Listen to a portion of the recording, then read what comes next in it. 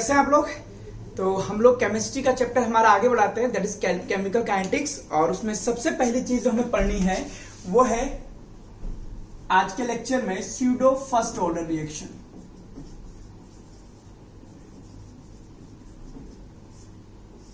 इतना तो पता लग गया कि ये वो रिएक्शन है जो कि फर्स्ट ऑर्डर होगी। क्लियर। स्यूडो इसलिए है क्योंकि मॉलिक्यूलरिटी इसकी ज्यादा आ रही है, ऑर्डर से ज्यादा आती है। तो पहले तो आप ये लिख लीजिए कि स्यूडो ऑर्डर रिएक्शन क्या होती है। स्यूडो ऑर्डर रिएक्शन क्या होती है? जिसमें मॉलिक्यूलरिटी ऑर्डर से ज्यादा होती है। ये बात आप समझ लीजिए। अब बताइए स्यूडो फर्स्ट ऑर्डर रिएक्शन क्या होगी? वो रिएक्शन जिसकी मॉलिक्यूलरिटी कितनी हो? 2 और ऑर्डर कितना हो? 1। ऐसी रिएक्शन आपके पास स्यूडो फर्स्ट ऑर्डर रिएक्शन कहलाती है। लिख लीजिए इसको। The first order reaction having molecularity 2 are called pseudo first order reaction. अब इसका क्या मतलब है? अब इसका मतलब समझिए, सपोज कीजिए आपके पास कोई reaction A plus B C बनती है। ध्यान से समझना। और मेरे पास इसका रेट लॉ है। रेट लॉ कहता है कि rate is directly proportional to K. और ये अब आपको दिख रहा है और मैं कहता हूं यही आपके पास स्लो स्टेप है, एक ही स्टेप में हो जाती है। तो मेरे हिसाब से इसका ऑर्डर कितना आ गया? 2। और अभी इसकी मॉलिक्यूलरिटी भी कितनी है? 2। क्लियर। सपोज कीजिए मैंने A की कंसंट्रेशन ली 1000, K की वैल्यू ली 5 और B की वैल्यू ली 0.1। अब बताइए रेट ऑफ ऑर्डर कितना आ गया? देखिए इसको, ये आ गया 500। क्लियर। अब बात समझिए, मैं 2 काम करता हूं। इस बार मैं A की कंसंट्रेशन को 1 से इंक्रीज करता हूं। मैंने करा इसको 1001। B का कंसंट्रेशन मैंने उतना ही रखा। मैं ये देखना चाहता हूं कि A के अकॉर्डिंग रेट कैसे चेंज होती है। तो नया रेट कितना निकलेगा? 1001 इंटू 0.1। अगर आप इसको ध्यान देंगे तो ये हो जाएगा 5005 इंटू 0.1, दैट विल बी 500.5। ये देखिए। Clear.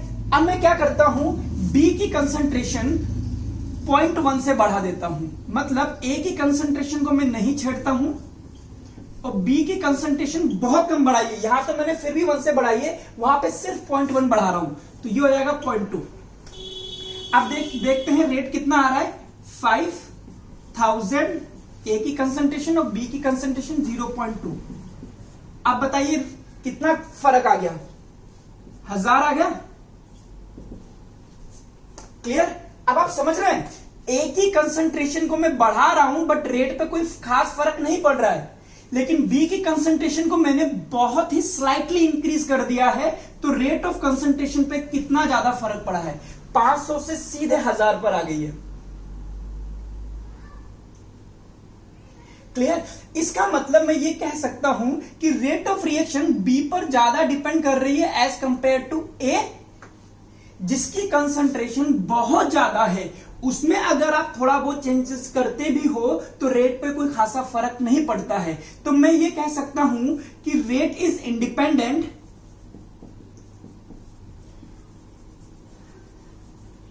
Of concentration of A। इसका मतलब मैं लिख सकता हूं कि रेट इज ऑलमोस्ट, रेट लो हमारे पास ऑलमोस्ट ये हो गया। अब अगर रेट लो ये हो गया तो आप मुझे बताइए ऑर्डर कितना आ गया? 1। बट रिएक्शन तभी होगी जब ये दोनों टकराएंगे, यानी कि मॉलिक्यूलरिटी अभी भी कितनी है? 2।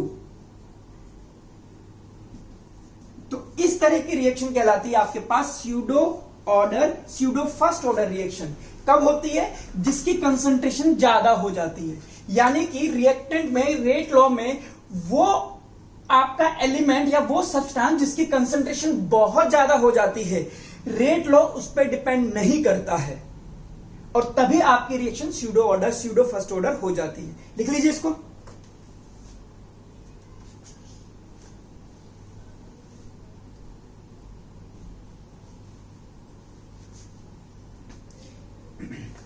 ठीक है, इसका मतलब ये हो गया कि अगर आपको किसी क्वेश्चन में दे देता है कि ए और बी ये है और इसकी कंसंट्रेशन बहुत ज्यादा है, तो ये समझ जाना है कि रेट लॉ में उस ए को इंक्लूड नहीं किया जाएगा।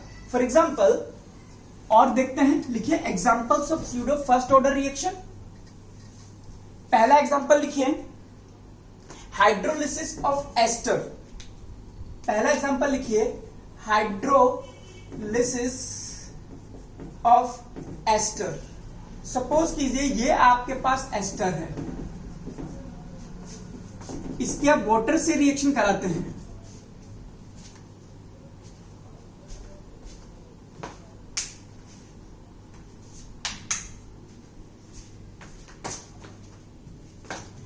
तो ये बन जाएगा आपके पास acetic acid plus ethanol. Clear. अब मैं कहता हूं इसमें वाटर जो है ये मोर इन अमाउंट है, more as compare to this one, यानी कि ये आपके पास एक्सेस में है। तो रेट लॉ में क्या लिखेंगे, आर इक्वल टू के एसिटिक एसिड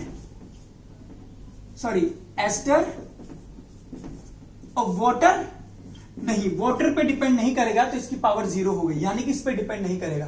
तो इसका रेट लो हो गया ये। अब इस रिएक्शन के लिए ऑर्डर कितना आ गया 1, बट एलिमेंट्री रिएक्शन ये बताएगी आपको कि ये दोनों टकराएंगे तभी बनेगा, यानी कि मॉलिक्यूलरिटी कितनी आती है इसकी 2, राइट। तो ये हुआ मेरे पास एग्जांपल नंबर 1, लिख लीजिए इसको। आइए अगला एग्जांपल लिखिए, इन्वर्जन ऑफ शुगर।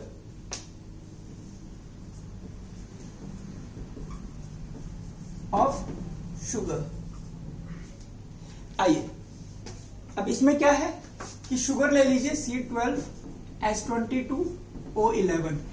ये जो होता है ये वाटर की प्रेजेंस में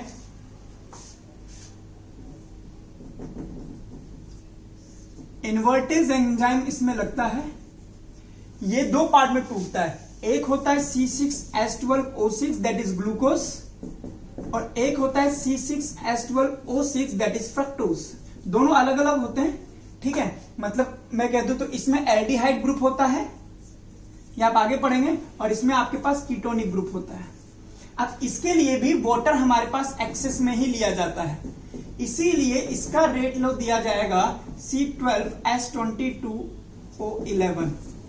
क्लियर। यानी कि अगेन इसका ऑर्डर हमारे पास आ गया 1 और मॉलिक्यूलरिटी 2। और भी है हमारे पास, थर्ड एग्जांपल लिख लीजिए इसका, बेंजीन डाइएजोनियम क्लोराइड यानी कि BDC, बेंजीन डाइएजोनियम क्लोराइड का वाटर से रिएक्शन। जब आप ये कराओगे तो ये बन जाएगा हमारे पास फिनॉल, नाइट्रोजन गैस रिलीज हो जाएगी और ये बन जाएगा आपके पास HCl। क्लियर। इसमें भी वाटर हमारे पास एक्सेस में आ जाता है, जनरली हमारा सॉल्वेंट ही एक्सेस में होता है। तो इसके लिए अगर रेट लो लिखने को बोलेगा तो मैं सिर्फ BDC यानी कि बेंजीन डाइएजोनियम क्लोराइड को ही इंक्लूड करूंगा। Clear.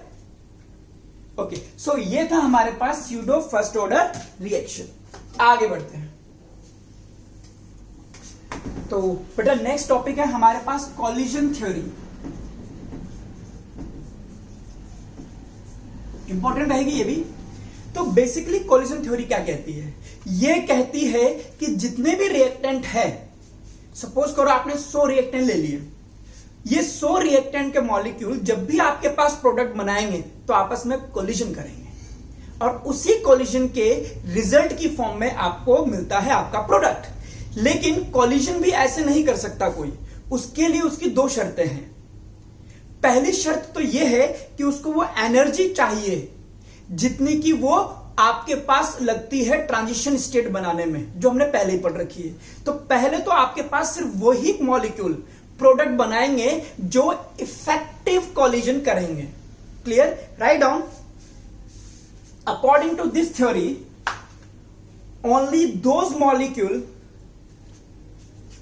will give product which shows effective collision।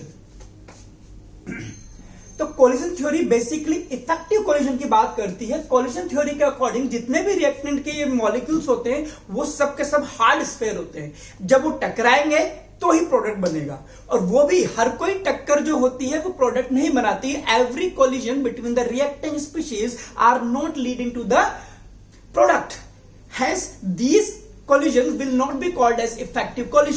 मतलब कौन से कोलिजन को आप इफेक्टिव कहोगे, तो वो कोलिजन ये जो दो ये बैरियर पार कर लेगा वही आपका इफेक्टिव कोलिजन कहलाएगा। पहला बैरियर क्या है, तो लिख लीजिए barrier for effective collision. Collision theory कहती है कि इफेक्टिव कोलिजन करने के लिए, और इफेक्टिव कोलिजन कौन सा होता है, वो कोलिजन जो प्रोडक्ट बना दे, यानी प्रोडक्ट बनाने के लिए दो बैरियर इसके पास हैं। पहला एनर्जी बैरियर और दूसरा है ओरिएंटेशन बैरियर। जब तक मॉलिक्यूल ये दो बैरियर पार नहीं कर सकता तब तक वो प्रोडक्ट नहीं बना सकता according to collision theory. Energy barrier क्या कहता है, तो याद होगा आपको, हमने पढ़ा था अगर कोई रिएक्टेंट A प्लस बी जो होता है, A जो होता है वो CB से रिएक्शन करके एक कॉम्प्लेक्स बनाता है, और ये कॉम्प्लेक्स जब बनता है फिर ये टूट करके आपके पास प्रोडक्ट बनाता है। मैं कहता हूं इसके पास 10 जूल की काइनेटिक एनर्जी है, बट इसको बनाने के लिए टोटल आपको 100 जूल की एनर्जी चाहिए।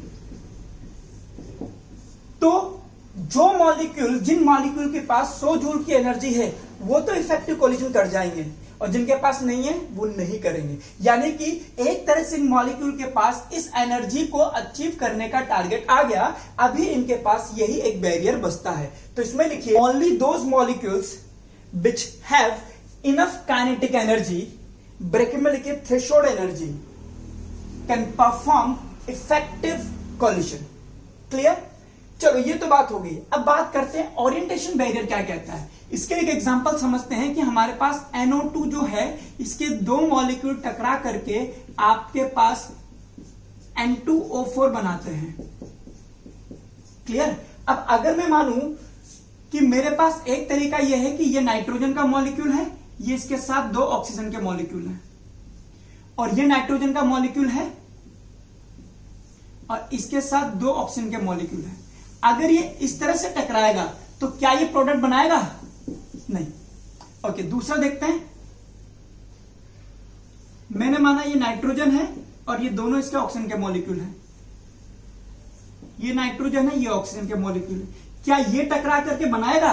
नहीं। मतलब अगर इनके पास थ्रेशोल्ड एनर्जी के बराबर की एनर्जी भी है तो भी ये प्रोडक्ट नहीं बनाएंगे। ये कब प्रोडक्ट बनाएंगे? जब इनका प्रॉपर ओरिएंटेशन हो, यानी कि इस तरह।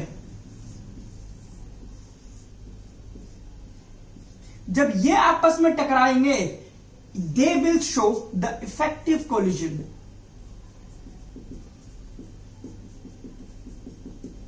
और यही आपके पास प्रोडक्ट बनाएंगे N2O4 का। ठीक है? यानी कि पहली शर्त तो इनके पास यह है कि एनर्जी ज्यादा होनी चाहिए। अगर एनर्जी ज्यादा है और ये प्रॉपरली ओरिएंटेड नहीं है तो भी ये इफेक्टिव कोलिजन शो नहीं कर पाएंगे, तो ये प्रोडक्ट नहीं बनाएंगे। क्यों? क्योंकि इम्प्रॉपर ओरिएंटेशन। ये भी नहीं बनाएगा, ये है आपका इम्प्रॉपर ओरिएंटेशन, और ये आपका इफेक्टिव कोलिजन शो करेगा। लिख लीजिए इसको। तो कोलिजन थ्योरी पहले बात करती है कि ये इफेक्टिव कोलिजन क्या है और किस तरह से इसके पास दो बैरियर हैं, एक है एनर्जी बैरियर और दूसरा है ओरिएंटेशन बैरियर। ये दो बैरियर पार करने के बाद ही आपका रिएक्टिंग स्पीशीज इफेक्टिव कोलिजन कर सकता है। दूसरा ये बोलता है कि रेट ऑफ रिएक्शन जो है depends on two things. First is collision frequency, यानी कि Z, और दूसरी जो चीजें बोलता है ये बोलता है एक्टिवेशन एनर्जी। तो पहला हेडिंग डालिए कोलिजन फ्रीक्वेंसी। इसमें लिखिए the number of collision per unit time per unit volume is called collision frequency.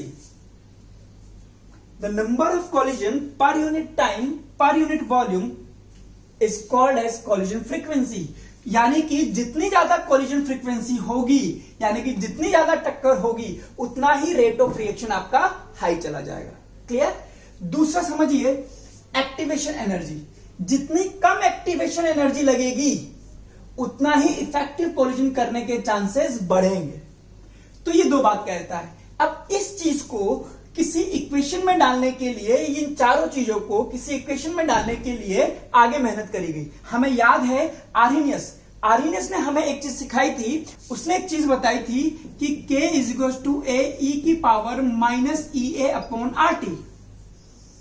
यहां से हमें पता लग जाता है कि किस तरह से अगर K की वैल्यू बढ़ाने के लिए हमारे पास इसकी वैल्यू कम होनी चाहिए, टेम्परेचर हाई होना चाहिए, वो सारी बातें। बट कोलिजन थ्योरी ने इसी चीज को दूसरे तरीके से बताया कि रेट ऑफ रिएक्शन जो है वो frequency factor between reacting species, suppose कीजिए ए और बी है, ई की पावर माइनस ई ए अपॉन आर टी। ये इक्वेशन उसने दी। यहां पर उसने कोलिजन फ्रीक्वेंसी को डाला, यानी कि जो रोल वहां पर आर्हेनियस पैरामीटर कर रहा था वही चीज को यहां पर कोलिजन फ्रीक्वेंसी बोला गया। और ये भी समझ लीजिए ये क्या चीज शो करता है, अभी आप लिख लीजिए ये शो करता है fraction of molecule having energy equal to और more than the activation energy.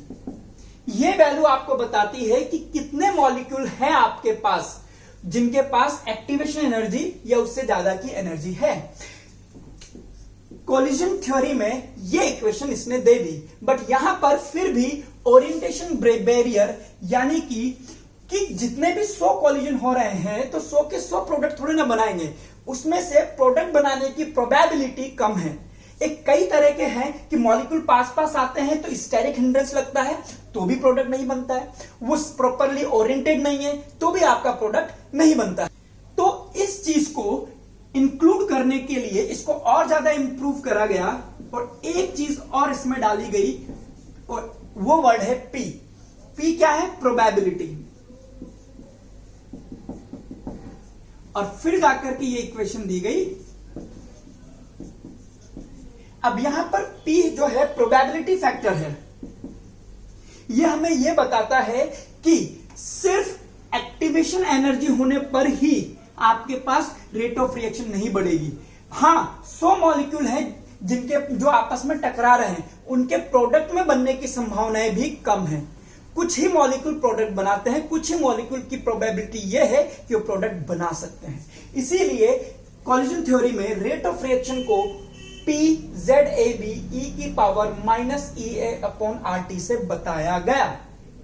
तो इसको हम बोलते हैं प्रोबेबिलिटी फैक्टर और स्टेरिक फैक्टर भी इसको कह सकते हैं। क्लियर? लिख लीजिए इसको।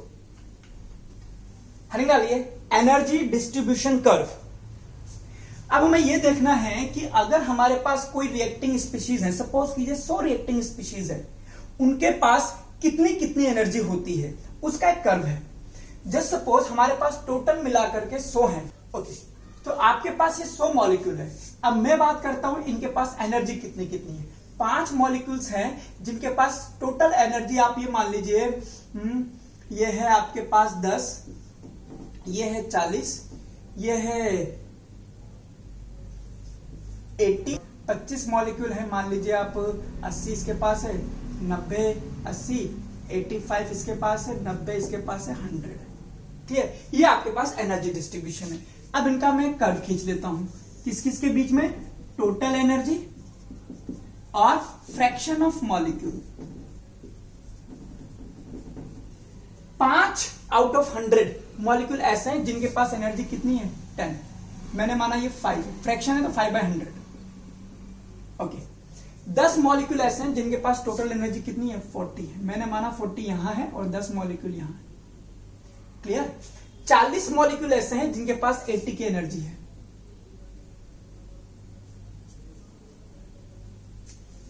ये 80 और ये मेरे पास 40। फिर 25 मॉलिक्यूल, यानी कि मॉलिक्यूल फिर से कम हो गए बट एनर्जी आपके पास 85 है। मैंने माना 85 मेरे पास यहां आती है, मॉलिक्यूल आपके कम हो गए। क्लियर। तो इस तरह से ये 85 हो गया, फिर 90 और फिर आ गया 100। तो ये कर्व आपके पास बन जाएगा इस तरह से।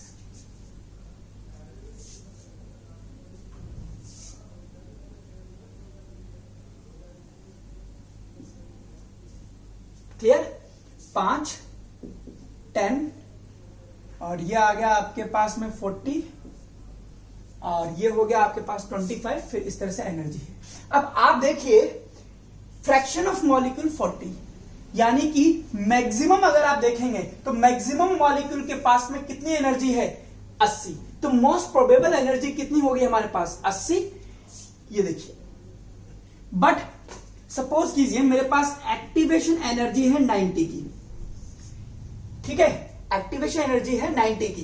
तो सिर्फ यही वो मॉलिक्यूल है जो प्रोडक्ट बना सकते हैं। यानी कि अगर मैं बात करूं तो ये बात मान लीजिए, ये वो मॉलिक्यूल है, कह सकता हूं फ्रैक्शन ऑफ मॉलिक्यूल हैविंग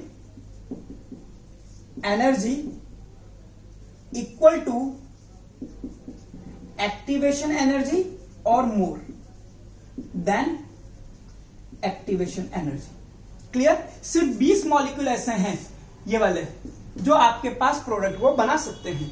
लेकिन जस्ट सपोज कीजिए मैं इनका टेम्परेचर बढ़ा दूं, T2 कर दूं, तो T2 करने के बाद सबकी एनर्जी बढ़ जाएगी। इसकी हो जाएगी 20, इसकी हो जाएगी 50, इसकी हो जाएगी 90, इसकी हो जाएगी 95, इसकी हो जाएगी 100, इसकी हो जाएगी 110।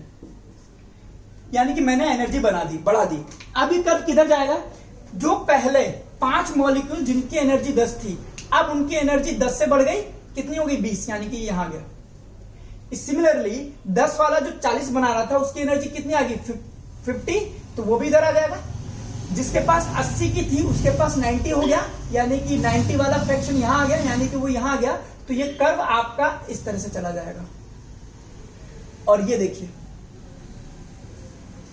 ऐसे मॉलिक्यूल जिनकी टोटल एनर्जी 90 या 90 से ज्यादा है उनकी संख्या बढ़ गई।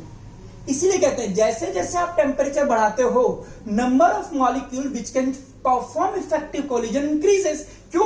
क्योंकि पहले आप देख रहे थे 15 और 5 टोटल 20 मॉलिक्यूल ऐसे थे जो इफेक्टिव कोलिजन कर सकते थे।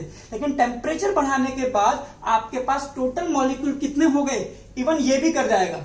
देखिए, अगर मैं टेम्परेचर और बढ़ा दूं तो ये कर्व और इधर की तरफ बढ़ता जाएगा। यानी कि टेम्परेचर बढ़ाने पर ये वाला एरिया बढ़ता जाता है। और ये एरिया किसको बताता है? Fraction of molecules having energy equal to activation energy और मोर देन दैट। क्लियर? बात समझ में आ गई? यानी कि हम अगर इस कर्व की बात करें तो ऐसे मॉलिक्यूल जिनके पास बहुत ज्यादा एनर्जी है, 100 है, 90 है, उनकी संख्या बहुत कम है, ये देखिए। लेकिन ऐसे मॉलिक्यूल जिनके पास बहुत कम एनर्जी है उनकी भी संख्या कम है। यानी कि टोटल अगर आपके पास 100 मॉलिक्यूल हैं तो 15 या 20 मॉलिक्यूल ही ऐसे निकलेंगे जिनके पास या तो मैक्सिमम एनर्जी है या मिनिमम एनर्जी है। बहुत ज्यादा एनर्जी वाले मॉलिक्यूल भी बहुत कम है और बहुत कम एनर्जी वाले मॉलिक्यूल भी बहुत कम है। ये देखिए, 5 मॉलिक्यूल ऐसे हैं जिनके पास 10 है। क्लियर? ओके, तो ये था हमारे पास एनर्जी डिस्ट्रीब्यूशन कर्व। इसकी लर्निंग सिर्फ 2 बातों पर डिपेंड करती है। पहला कि हमारे पास ऐसे मॉलिक्यूल कम हैं जिनकी एनर्जी बहुत ज्यादा हो या बहुत कम हो। क्लियर? एक तो ये बात लिख लेना। दूसरी बात ये कि जैसे जैसे आप टेम्परेचर बढ़ाते हो ये एनर्जी कर्व राइट साइड में शिफ्ट होता जाता है। क्यों? क्योंकि सबके मॉलिक्यूल की एनर्जी बढ़ती जाती है। पहले 5 थी, फिर 10 हो गई, फिर 15 होगी। पहले 10 की एनर्जी थी, फिर 15 की हो गई, फिर 40 की हो गई। तो अगर मैं टेम्परेचर बढ़ा करके इसको 40 कर दूं तो पहले 5 मॉलिक्यूल जिनकी एनर्जी 10 थी, अब उनकी एनर्जी कितनी हो जाएगी 20, फिर कितनी हो जाएगी 40, तो कर्व हमेशा इधर की तरफ, आगे की तरफ फॉरवर्ड बढ़ता जाएगा। क्लियर? और टेम्परेचर बढ़ाने से पहले 20 मॉलिक्यूल एक्टिवेशन एनर्जी या उससे ज्यादा की एनर्जी रख रहे थे, टेम्परेचर बढ़ाया तो उनकी संख्या और बढ़ गई, और खुदा ना खास्ता और बढ़ा देता तो ये और ज्यादा बढ़ जाती। क्लियर? तो ये था हमारे पास एनर्जी डिस्ट्रीब्यूशन कर्व। थोड़ा सा एक्स्ट्रा पॉइंट्स में पढ़ते हैं न्यूमेरिकल के लिए। पहला लिखिए, rate law for a reversible reaction. Rate law for a reversible reaction. Suppose कीजिए हमारे पास एक रिएक्शन है जिसमें H2 और I2 जो है ये मिल करके 2HI बनाता है, और फॉरवर्ड रिएक्शन के लिए रेट कांस्टेंट है KF। जब ये वापस जाती है रिएक्शन तो ये है KB, यानी कि ये रिवर्सिबल रिएक्शन है। अब मैं फॉरवर्ड रिएक्शन के लिए रेट लिखता हूं, तो वो हो जाएगा KF H2 और I2। क्लियर? अगर मैं बैकवर्ड रिएक्शन के लिए लिखूंगा,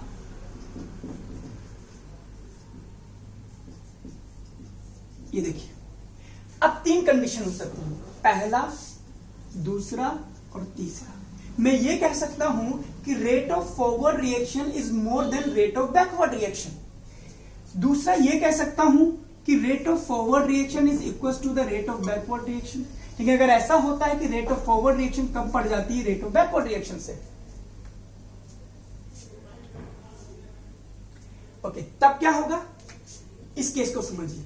तो नेट रेट लॉ क्या लिखेंगे, फॉरवर्ड माइनस बैकवर्ड, यानी कि KF H2 I2 माइनस के बैक वाला और HI का स्क्वायर। क्लियर? और अगर बैक वाला ज्यादा है तो नेट रेट निकल करके आएगी बैकवर्ड रेट ऑफ रिएक्शन और फॉरवर्ड। बैकवर्ड वाले को मैं लिख सकता हूं KB HI का स्क्वायर माइनस KF H2 और I2। क्लियर? अगर ये दोनों बराबर है तो हम कह सकते हैं ये क्या आ गया, इक्विलिब्रियम। इसी को समझना है हमें। अगर ये इक्विलिब्रियम आ गया तो हम कैसे लिखेंगे, रेट ऑफ रिएक्शन, यही ना, rate of forward reaction is equal to rate of backward reaction, ये वाला। तो हम कैसे लिखेंगे, rate of forward rate of backward reaction के बराबर है, यानी कि KF H2 I2 will be KB HI का स्क्वायर। तो K forward upon K backward क्या आ जाएगा,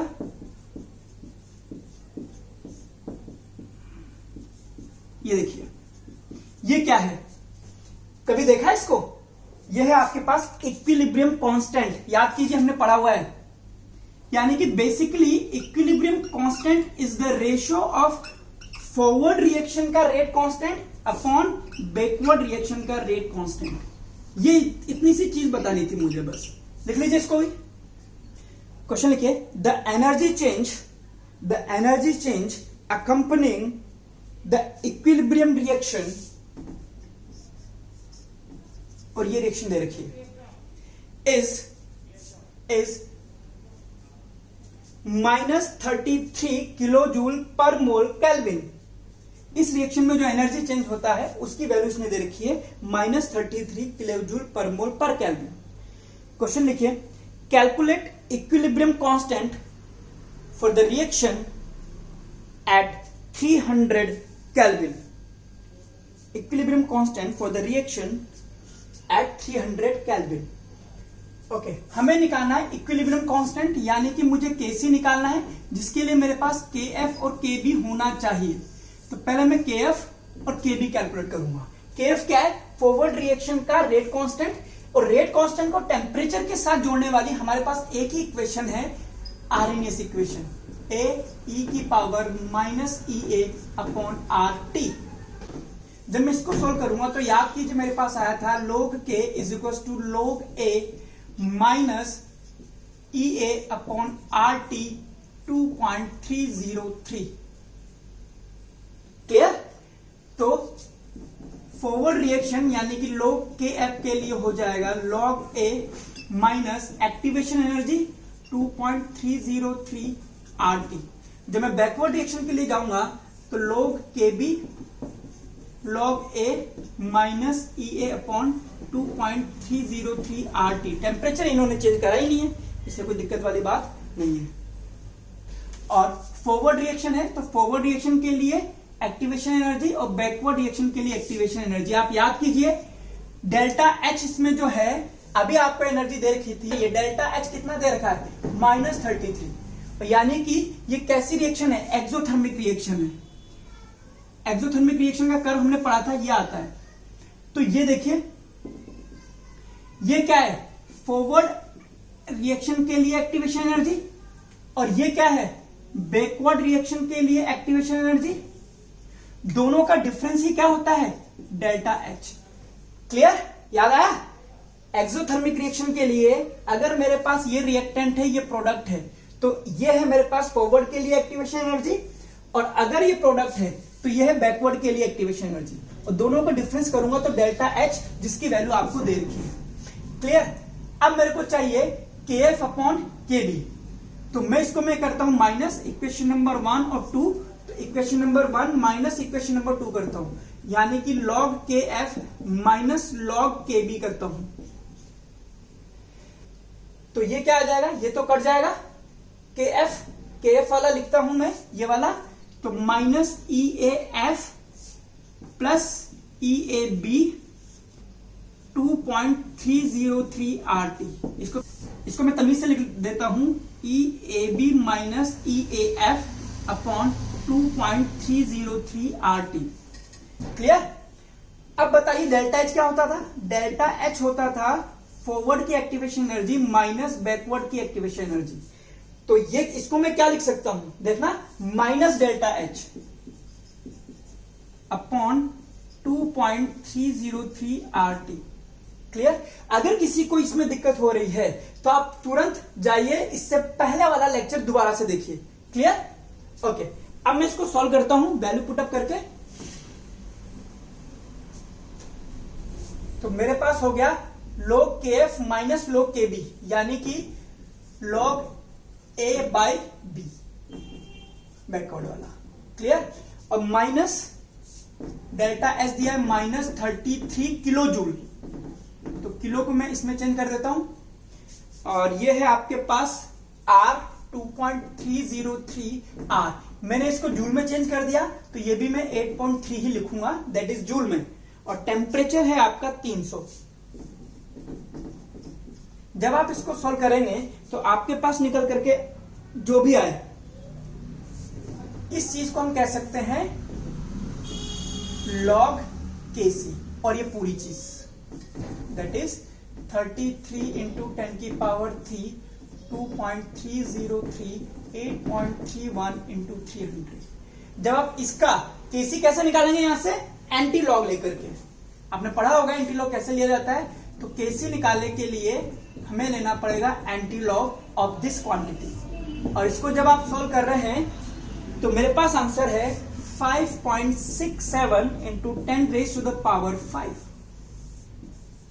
that is our answer. Okay, तो अगला क्वेश्चन लिखिए the initial rate of reaction has been determined by measuring the rate of disappearance of A under following conditions। और ये लिख लीजिए, A की कंसंट्रेशन, B की, C की और रेट, 4 एक्सपेरिमेंट आपने कर। आगे लिखिए find rate law and rate constant of the reaction. Okay, तो हमारे पास बेसिकली क्या क्या दिया है पहले हम देखते हैं।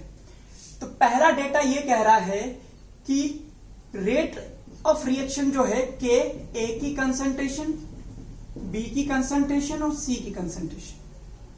क्लियर। अब मुझे नहीं पता कि इसमें आएगा X, इसमें आएगा Y या इसमें आएगा Z, ये मुझे नहीं पता। मैं अभी इसको XYZ मान सकता हूं। तो पहले एक्सपेरिमेंट का रिजल्ट मुझे कहता है 2.08 into 10 raise to the power -3 K1 A है मेरे पास 0.02 power X, 0.02 power Y, 0.02 power Z। ये पहली बात है। दूसरा एक्सपेरिमेंट मुझसे कहता है कि जो आपका रेट है 1.04 10 raise to the power -3 will be K2, और ये आपके पास डेटा देता है। 0.01, x 0.02, y 0.02, z। सिमिलरली आपको थर्ड देता है, रेट है 4.16 10 raise to the power -3, rate constant K3 मान लिया मैंने। और ये हो गया आपके पास में थर्ड एक्सपेरिमेंट के लिए 0.02, x 0.04, y 0.02, z। और फोर्थ एक्सपेरिमेंट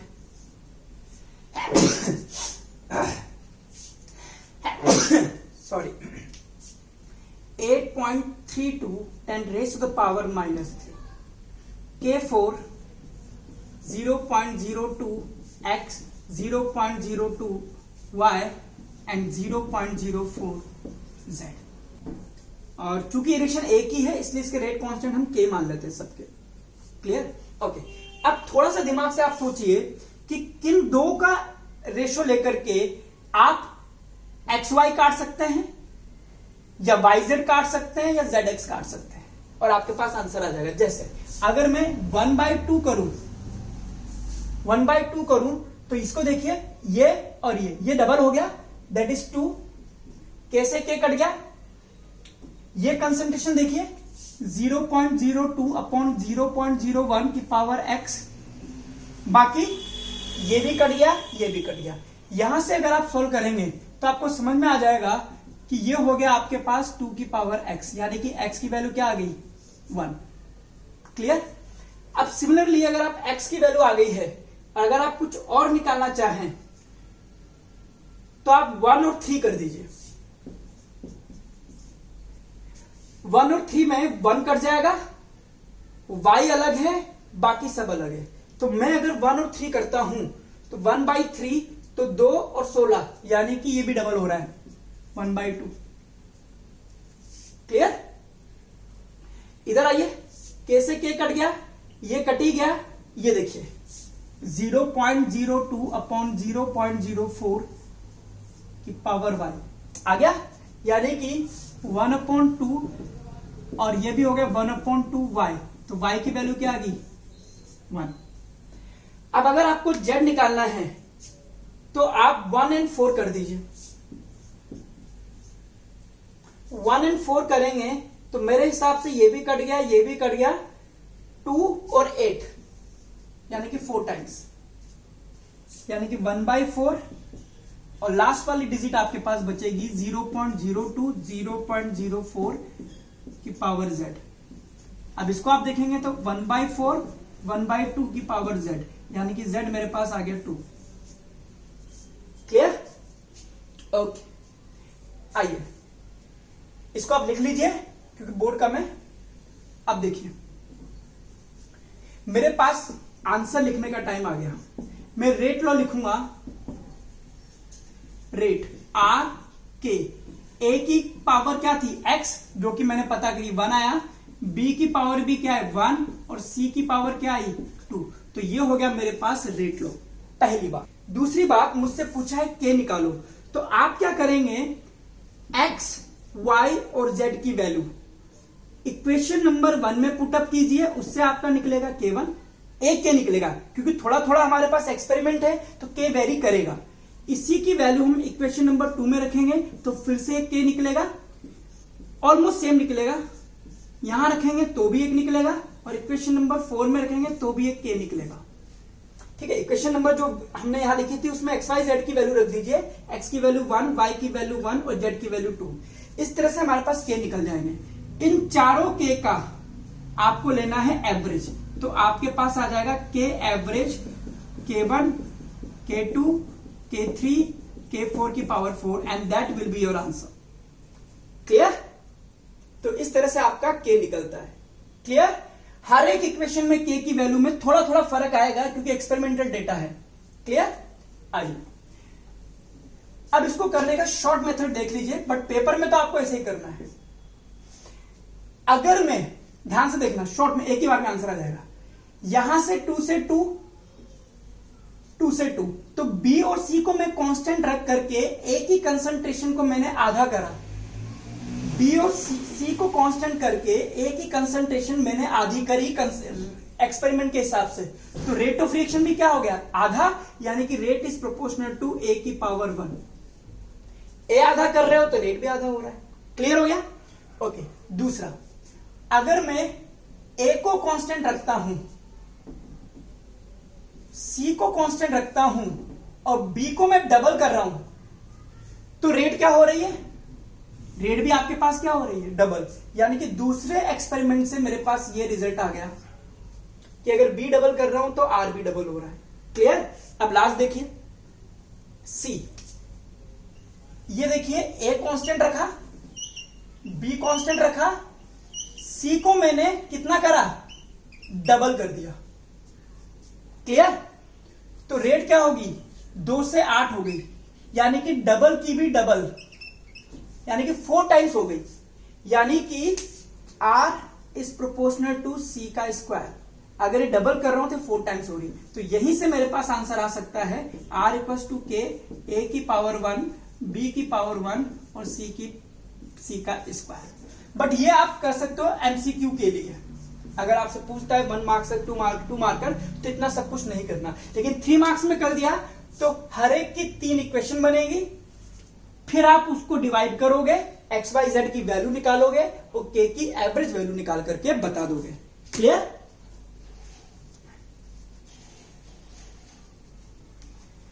ओके, तो ये था हमारा केमिकल काइनेटिक्स। होपफुली मैंने आपको सब कुछ करा दिया है। आज आपको नोट्स भी मिल जाएंगे। अब आप इसके भी डाउट्स निकाल करके मुझे भेज दीजिए। क्लियर? Okay, take care. याद रखिए, एनसीईआरटी बाइबल है। बोर्ड एग्जाम में एनसीईआरटी के बाहर का नहीं आएगा, चाहे मैंने यहां पे पढ़ाई क्यों ना दिया हो। मैं न्यूमेरिकल थोड़े से अच्छे लेवल से करा देता हूं, बट न्यूमेरिकल भी उस लेवल से नहीं आएगा। तो अगर आप बोर्ड की प्रिपरेशन कर रहे हैं तो फोकस ऑन एनसीईआरटी।